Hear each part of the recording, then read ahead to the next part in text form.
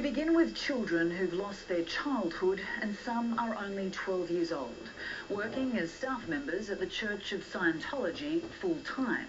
An organisation which in the United States was accused of tearing families apart and forcing teens into 80-hour work weeks with no time for a formal education.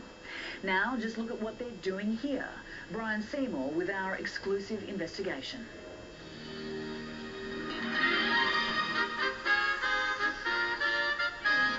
Yeah, this is one of the children walking across the road. Yeah. That is it? Okay. They're in an age where they should be starting high school, but they're working at the org full time. And long hours?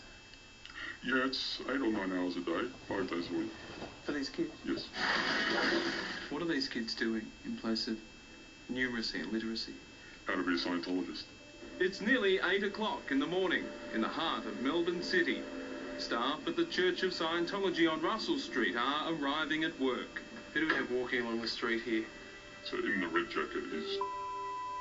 This is a 13-year-old boy? Yeah, he would be 13. He was 12 when he started on full-time staff. Full-time staff, full-time work? Yes. What sort of work is a child of that age doing at the Church of Scientology? Mostly clerical or admin type of work. So he'll just be... Like a mailboy. Yeah. Yeah. This 13-year-old boy is one of 8 children we filmed on various weekdays over several weeks. While most children are starting school, these children arrive at the Church of Scientology to start... So he's in there to start a day of work. To start a full day of work? That's right. What sort of... That's what they do 5 days a week. What sort of tutoring, homeschooling is he getting in there? He's supposed to be getting homeschooling for, I think it's 3 hours a day, 5 days a week, but he's not getting any. Our source recently left Scientology after several years on staff and says he felt compelled to speak out for these children. He asked to remain anonymous, saying he fears the Church of Scientology will target him for speaking out. Who's that with him? That's... She's a young person. Yeah, she's about 15 or 16. She's been on staff for a couple of years. She's been on staff, 15, 16, been on staff for a couple of years. Yeah, at least 2 years. What sort of work was she doing? She's training to be an auditor. So, TTC. At that age? Yeah. Training to be an auditor? Correct. It would be astonishing, except it's not the first time. Well, I was in a room that was maybe 8 by 10 feet, maybe 8 by 12 feet, with 6 people. That was where we lived.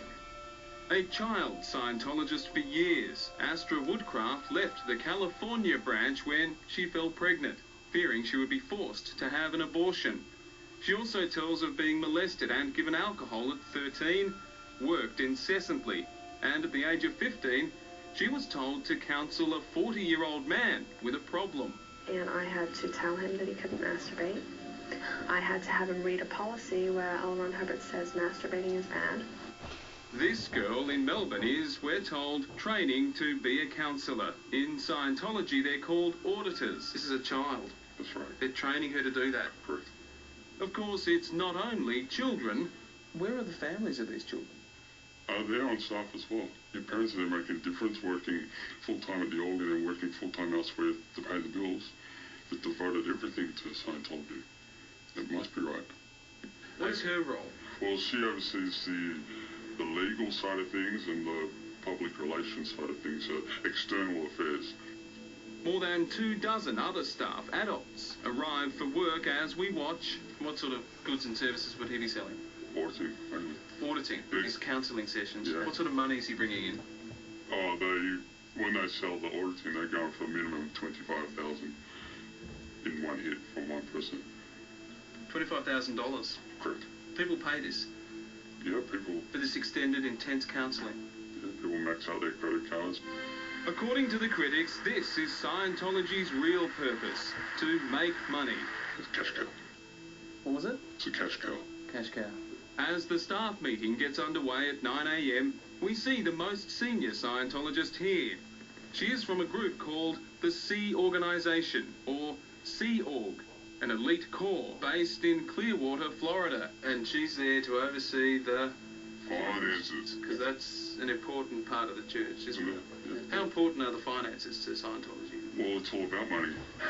Here we go sailing into weird territory.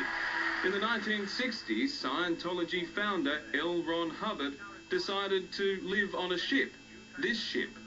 Thus was born the Sea Organization, founded with Hubbard's first crew at sea. They lived only to work for no money. In this BBC documentary shot in 1967, the elusive Hubbard was tracked down to a small port in North Africa, where he agreed to this interview. Skio, which means knowing how to know in the fullest sense of the word, ology, which is study of. So it is actually study of knowingness. What does it do for you, in theory?